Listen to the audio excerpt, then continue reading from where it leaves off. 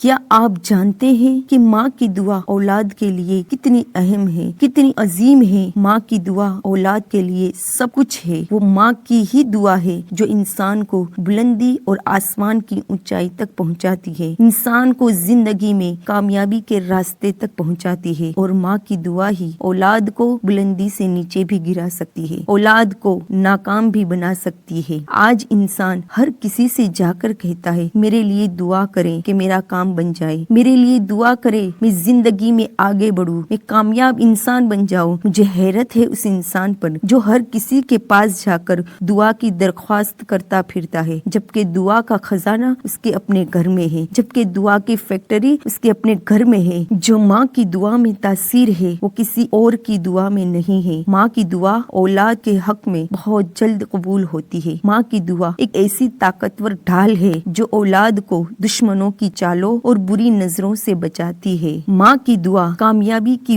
وہ کنجی ہے جو تقدیر تک بدل دیتی ہے۔ یہ اللہ کی بارگاہ میں اتنی جلدی قبول ہوتی ہے کہ اس کی تاثیر سے اولاد کی بگڑی ہوئی قسمت سنور جاتی ہے، راستے کی تمام مشکلات آسان ہو جاتی ہیں اور دونوں جہانوں کی بھلائیاں مل جاتی ہے۔ اس لیے اپنے ماں باپ کی دعا لیا کرو، ان کی بد دعا سے بچا کرو، کیونکہ جتنی جلدی دعا قبول ہوتی ہے اتنی ہی جلدی بد دعا بھی عرش اعظم تک پہنچ جاتی ہے۔ اس کا اندازہ آپ ایک واقعے سے کریں۔ حضرت ابو ہریرہ رضی اللہ تعالیٰ عنہ سے روایت ہے کہ حضور پاک صلی اللہ علیہ وسلم نے ارشاد فرمایا، بنی اسرائیل میں ایک عابد جس کا نام جریح تھا، اس نے عبادت کے لیے ایک اپنا عبادت خانہ تعمیر کیا ہوا تھا۔ ایک دن وہ نماز پڑھ رہا تھا کہ اس کی والدہ نے آ کر اس کو آواز دی، اے جریح مجھ سے کلام کرو، مگر جریح نماز پڑھتا رہا اور دل ہی دل میں سوچا کہ اے اللہ، ایک طرف میری نماز اور دوسری طرف والدہ ہے، اب کیا کروں، نماز پڑھتا رہوں یا والدہ کی سنوں؟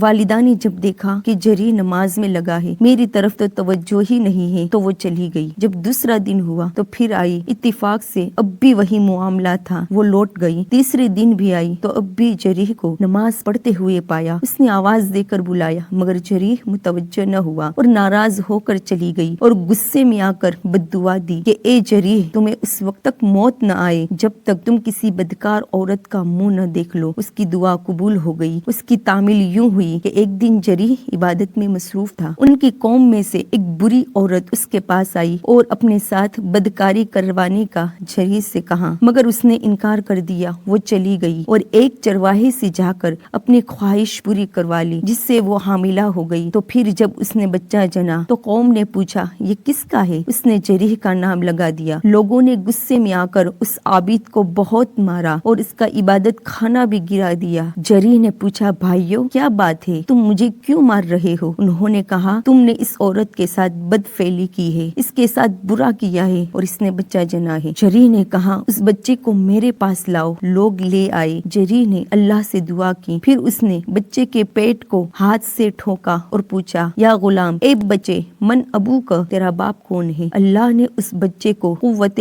گویائی بخشی۔ وہ بولا، میرا باپ فلاں بکریوں کا چرواہا ہے۔ جریح کی یہ کرامت دیکھ کر لوگ بہت شرمندہ ہوئے اور جریح سے معافی مانگی۔ پھر دریافت کیا کہ اب بتاؤ تمہارا عبادت خانہ سونے کا یا چاندی کا بنا دے؟ اس نے کہا، نہیں، بس مٹی کا ہی بنا دو۔ اس واقعے سے سبق ملتا ہے کہ والدین کے ساتھ حسن سلوک کرنا چاہیے اور ان کی بد دعا سے ہمیشہ بچنا چاہیے۔